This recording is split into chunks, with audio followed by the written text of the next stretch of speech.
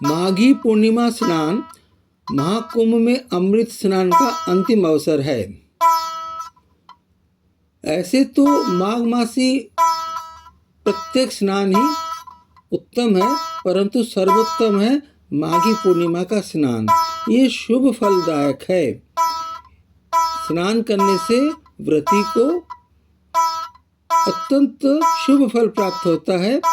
यदि संगम में स्नान करने का अवसर नहीं मिल रहा, जहाँ पर गंगा यमुना सरस्वती का संगम हुआ है, उस महाकुंभ स्नान किसी वजह से आप असमर्थ हैं, सुविधा नहीं है, शारीरिक अक्षमता है, आर्थिक भी हो सकता है, भीड़ भाड़ से बचना चाहते हैं, कोई भी वजह हो सकता है, तो किसी दूसरे पवित्र नदियों में भी स्नान कर सकते हैं। जैसे वाराणसी की गंगा में कृष्णा, कावेरी, गोदावरी, वेत्रवती आदि सभी नदी, जितनी भी पवित्र नदियां हैं उसमें भी आप स्नान कर सकते हैं।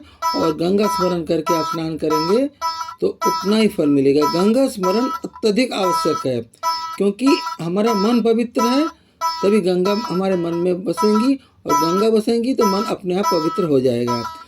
भगवान की पूजा से पहले गणेश भगवान की पूजा होगी, लक्ष्मी नारायण, शिव शिवानी और राधा कृष्ण की पूजा होगी।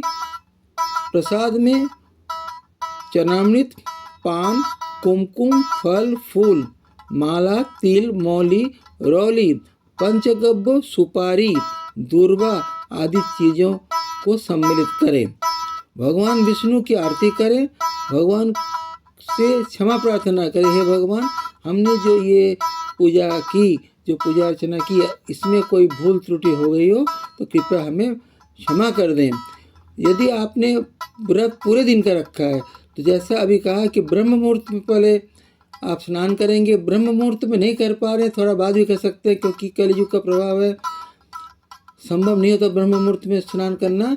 परंतु उसके बाद सूर्य की पूजा होगी, सूर्य को अर्घ्य दिया जाएगा और व्रत का समापन संध्याकालीन आरती और चंद्र पूजा के बाद जो आपने भोग अर्पण किया है, गरीबों, साधु महात्माओं, ब्राह्मणों को, ऋषि मुनियों को, सज्जनों को और भक्तजनों को उस भोग का सेवन कराइए। उनसे भी क्षमा प्रार्थना कीजिए कि हमने जो ये व्रत किया, माघ मासी पूर्णिमा का व्रत किया, अगर कोई त्रुटि हो गई हो तो कृपया हमें क्षमा करें।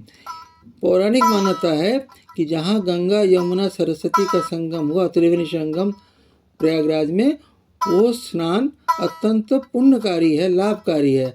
जैसा मैंने ऊपर कहा कि यदि आप किसी वजह से महाकुंभ में स्नान करने का अवसर आपको प्राप्त नहीं हो रहा है तो आप अपने ही घर में जो जल आपको उपलब्ध हो उसमें, या तो गंगा जल आपके पास घर में है, ओम गंगा बोल के उसमें मिलाइए, या आपके वो भी नहीं है तो जिस जल में आप स्नान कर रहे हैं उसी जल में गंगा का स्मरण कीजिए। हे माता गंगा, हम आपके पास नहीं आ पा रहे हैं। हे जमुना मैया, हे सरस्वती मैया, हम आपके पास नहीं आ रहे हैं, आपकी गोदी में आके स्नान नहीं कर पा रहे हैं। हम माँ की गोदी में स्नान करते हैं ना, तो गंगा जमुना सरस्वती त्रिदेवी हैं, आदिशक्ति के तरल रूप हैं, 3 तरल रूप हैं, लिक्विड फॉर्म ऑफ आदिशक्ति।